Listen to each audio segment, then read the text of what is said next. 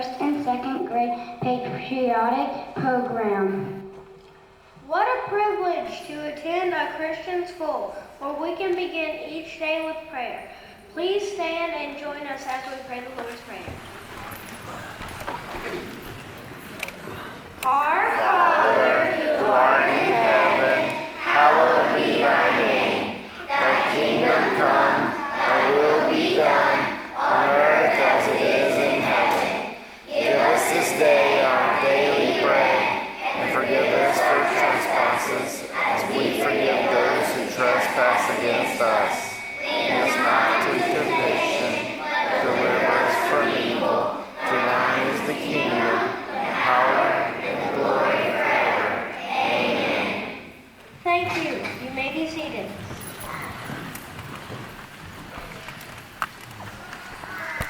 Psalm 33:12. Blessed is the nation whose God is the Lord, and the people whom he has chosen for his own inheritance. Psalm 33:12.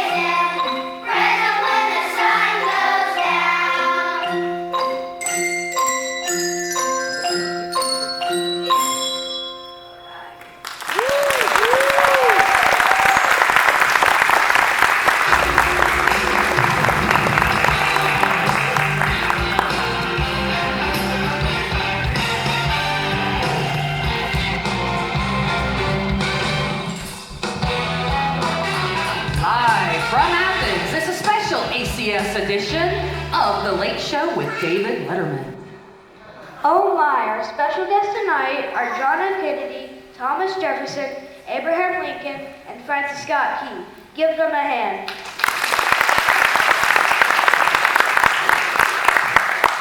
Mr. Kennedy, we are so glad to have you here. Tell us a little about yourself. I was the youngest man ever elected president, and I was the youngest ever to die in office. In my inaugural address in 1961, I said, "Ask not what your country can do for you, ask what you can do for your country." Mr. Jefferson, I was one of the writers of Declaration of Independence in 1776. I said, "We hold these truths to be self-evident, that all men are created equal, that they are endowed by their Creator with certain inalienable rights. Among these are life, liberty, and the pursuit of happiness." we appreciate your kindness, Mr. Jefferson. Mr. Lincoln, we are incomplete all that you are here. What do you consider your most outstanding deeds? I was the 16th President of the United States, and I said my famous Gettysburg Address in 1863. 77 years ago, our fathers brought forth of a new nation conceived in liberty and dedicated to the proposition that all men are created equal. And those are some of my best. Hey Francis, tell us what you've been up to. Well, David, I was watching a battle in the harbor of Baltimore. I began writing a poem as I watched the English shoot bombs and rockets at Fort McHenry. I kept my eyes on the large U.S. flag flying over the fort. Later, when I was back on land, I showed the poem to my brother-in-law, who liked it so much he had it printed. The people liked it too. People began to sing the verses to a familiar marching tune. Soon, the Star-Spangled Banner was sung everywhere. I just couldn't believe it myself. Thank you, Princess, for an amazing story. Let us all rise for the national anthem.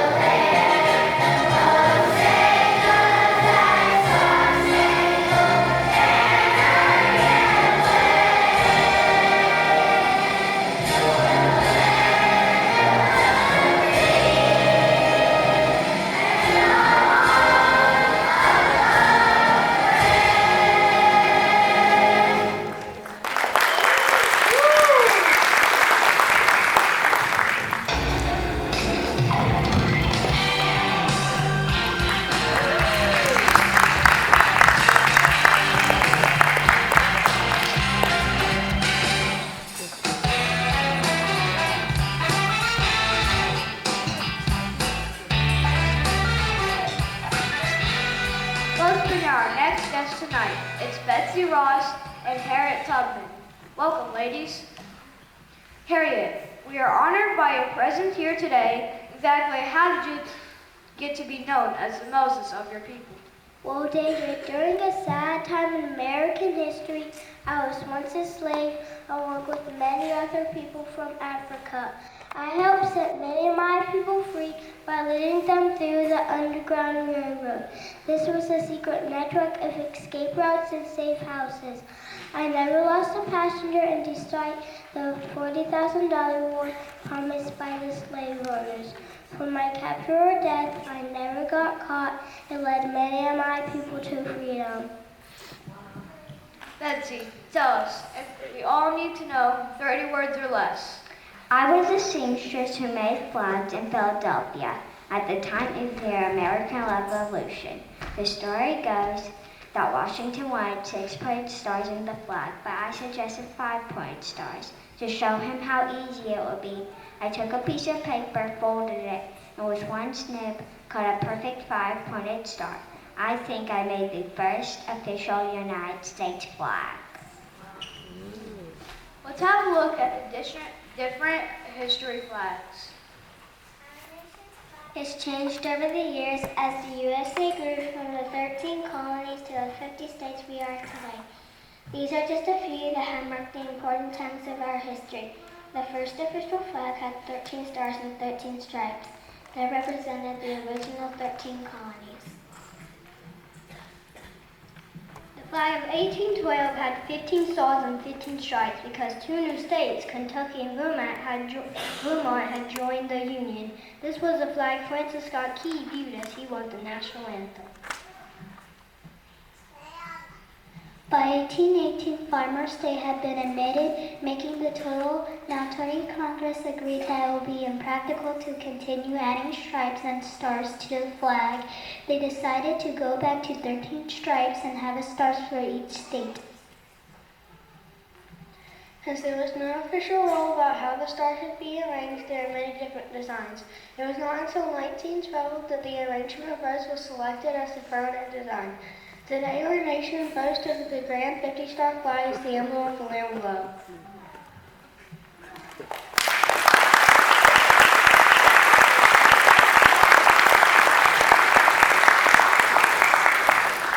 Thank you and good night.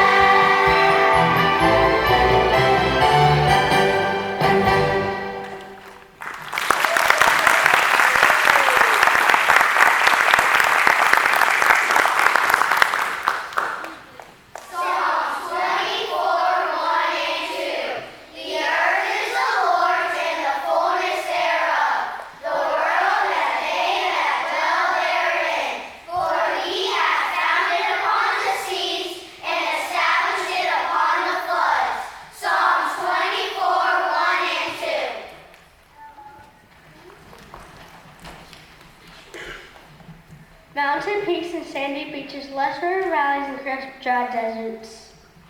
Majestic waterfalls and trickling brooks, volcanoes, skyscrapers, and glaciers.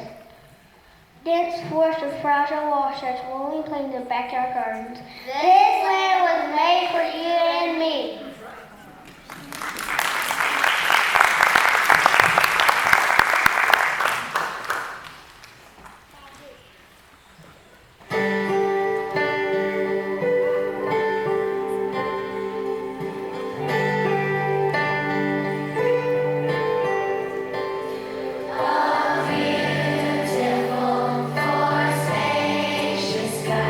Forever ways of grace.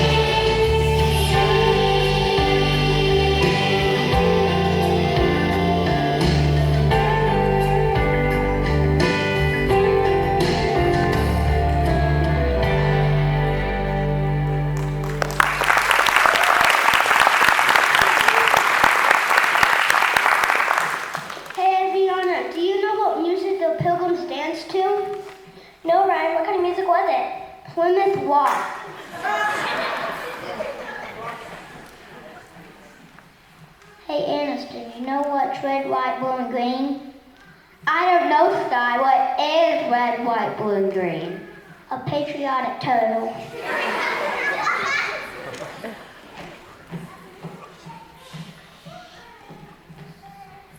Hey Sawyer, do you know why Paul Revere rode his horse from Boston to Lexington? No, Chloe, why? Because it was too heavy to carry. Hey Mason, did you hear the one about the Liberty Bell? No, Luke, have you? Yes, it cracked me up. Our nation is quite young compared to many others in the world, yet in that short span of time, America has been so blessed by God. God's grace has been at work. Through tragedy, there has been grace. In times of disaster, there has been grace. Great hardships have been met with greater grace. God's grace in all things allows us to boldly proclaim freedom for all.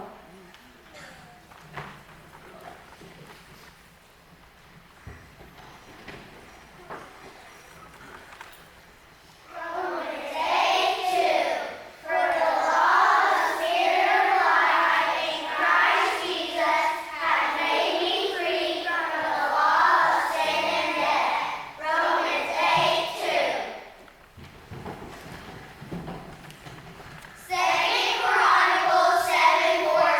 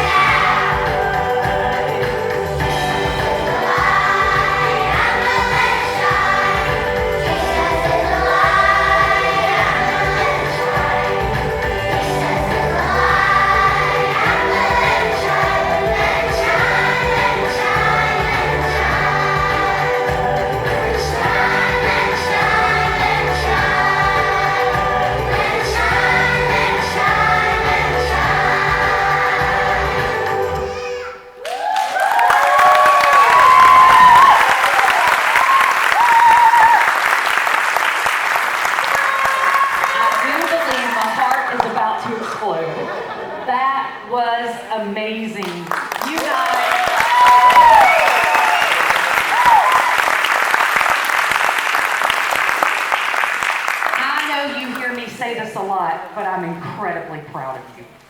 I love what you did here today. And your families know this, Miss Stever knows this, I know this. The things that you have learned and put in your heart just for this program will never leave you. And they will stay with you for years to come. And that's why we do this. That was amazing. Thank you, thank you, thank you.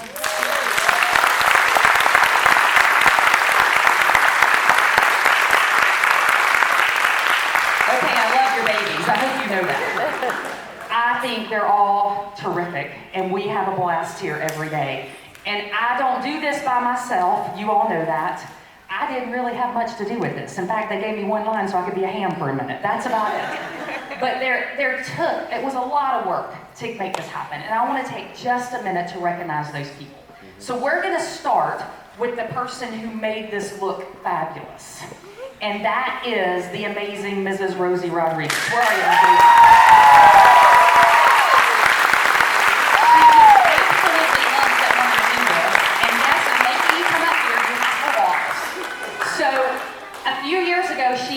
She had done a balloon arch, and that was when one of mine was in first and second grade. And I said, Rosie, come on, Rosie, I'm talking so you have time to walk up there. Let's go.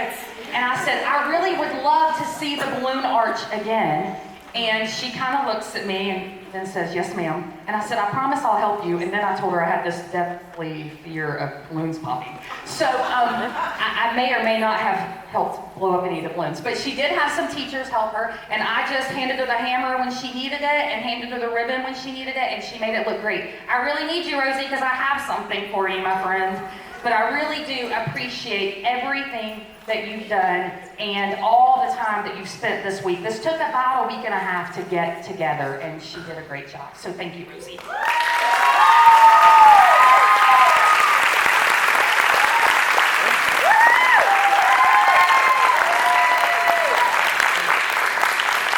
And then our four teachers. Let's start with our first grade teachers, Mrs. Minich and Mrs. Lehman. Y'all come on up here.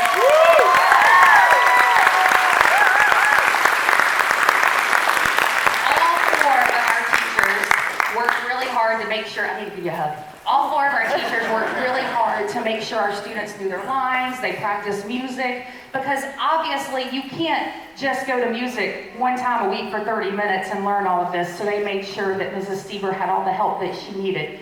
Mrs. Kelly, I'll give her gift in a minute, but she's over there at the soundboard. She became the sound queen in the last couple of weeks. And then Mrs. Parham has been a godsend to Athens Christian this spring.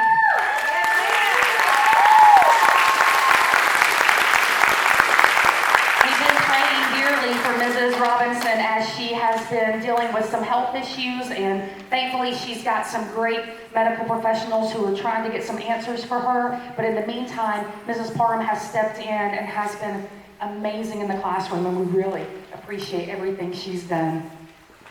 And oh my goodness, last but not least, she didn't know I was going to do this, and actually she's not going to be probably very happy that I did this. But I don't know if you all know this, but Miss Stever only works here a few hours a week because she actually has her own business that is a music studio. And I encourage you to look her up on Facebook and other, I'm sure, outlets. She's like, yeah, go ahead, Miss Carter. Stever Studios, correct? And I've watched a few of their performances on Facebook Live. She does an awesome job here with our students, and then she also teaches all types of instruments privately. So we appreciate everything she's done. And don't you just love what she's done in teaching her students different instruments?